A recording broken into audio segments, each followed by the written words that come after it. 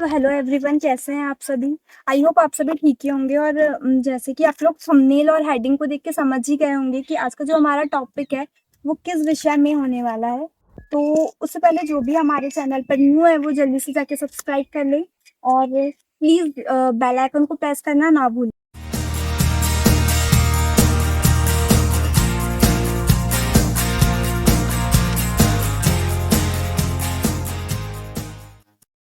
तो आज हम हमारी वीडियो में बात करने वाले हैं किस प्रकार खेत तैयार किया जाता है, मिट्टी, सिंचाई, लागत, मुनाफा और स्प्रे शेड्यूल के बारे में।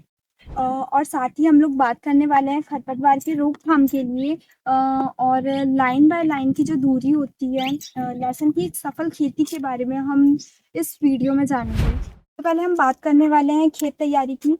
तो उसके लिए हमें सबसे पहले गहरी जुताई करवानी चाहिए और सिंपल पका हुआ गोबर खाद डालना होगा, जो कि 2 से 3 ट्रॉली पर एकड़ की मात्रा में होना चाहिए। फिर रोटोवेटर की सहायता से उसको अच्छी तरह से मिला दीजिए। तो इसके बाद हम बात करने वाले हैं सीड ट्रीटमेंट की। तो बीज उपचार एक बहुत ही महत्वपूर्ण प्रोसेस होती है जिसमें कि सीड की जर्मिनेशन जल्दी होने लग जाए, हमारा जो पौधा है वो जल्दी तैयार हो जाए। उसके लिए हम जो हमारी कलियाँ होती है उनको अलग अलग कर लें और इसमें एक फंगिसाइड का अच्छी तरीके से छिड़काव करें। उसके बाद उन सभी को अच्छे से फैला के उनको सूखने रखें।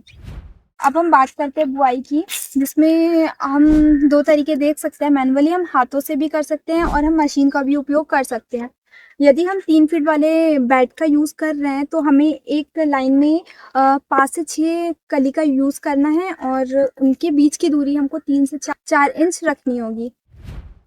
तो अब हम बात करते हैं तापमान की। तो लहसुन की बुआई के लिए सबसे अच्छा तापमान होता है 15 डिग्री सेल्सियस से लेके 40 डिग्री सेल्सियस तक का। इस टेम्परेचर में आप अपने जो लहसुन की बुआई कर सकते हैं।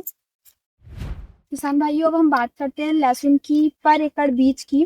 ये डिपेंड करता है लहसुन की जो कलियां होती है उनके साइज के ऊपर। यदि हमारा जो साइज है वो छोटा है तो लहसुन की जो कलियां है वो ज़्यादा लगेगी और बड़ा है तो कली कम लगेगी। यदि मीडियम साइज की कलियां हैं तो 160 से 170 केजी पर एकड़ लग सकती है और ये डिपेंड करता है आपके रोपाई के तरीके के ऊपर भी।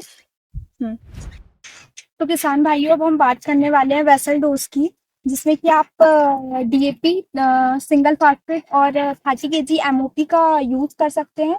इसको पर एकड़ के हिसाब से उपयोग में लेना है और यदि आपकी जो जमीन है वो कम उपजाऊ है तो आप डीएपी की जो मात्रा है वो बढ़ा सकते हैं।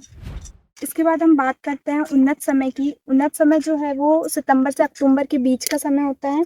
इस समय आप अपनी लहसुन की बुआई करवा सकते हैं। यदि आपका जो खेत है वो जल्दी खाली हो जाता है तो आप अपनी लहसुन की जो बुआई है वो जल्दी से स्टार्ट कर सकते हैं। तो इसके बाद हम बात करने वाले हैं पहली बार खाद की। तो आपको 30 से 35 दिन के बाद देना है, जिसमें कि शामिल है 1 बोरी यूरिया, 5 केजी माइक्रोन्यूट्रिएंट खाद और कैल्शियम नाइट्रेट। ये आपको पर एकड़ के हिसाब से देना है। तो अब हम बात करते हैं सिंचाई की। आप मिनी स्प्रिंकलर और ड्रिप का उपयोग कर सकते हैं। ये डिपेंड करता है आपकी सॉइल की टेम्परेचर पे और वेदर पे। ऐसा नहीं है कि आपको रेगुलर पानी ही पानी देना है।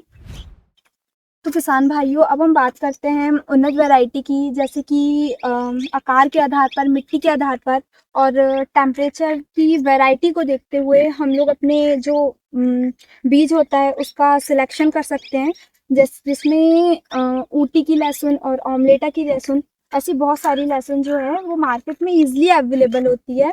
यदि आप ऊटी की लहसुन का चयन करते हैं तो हम आपको बता दें कि आप इसको ज़्यादा दिन तक स्टोर करके नहीं रख सकते हैं और हमने भी हमारे खेत में ऊटी की ही लहसुन लगाई है।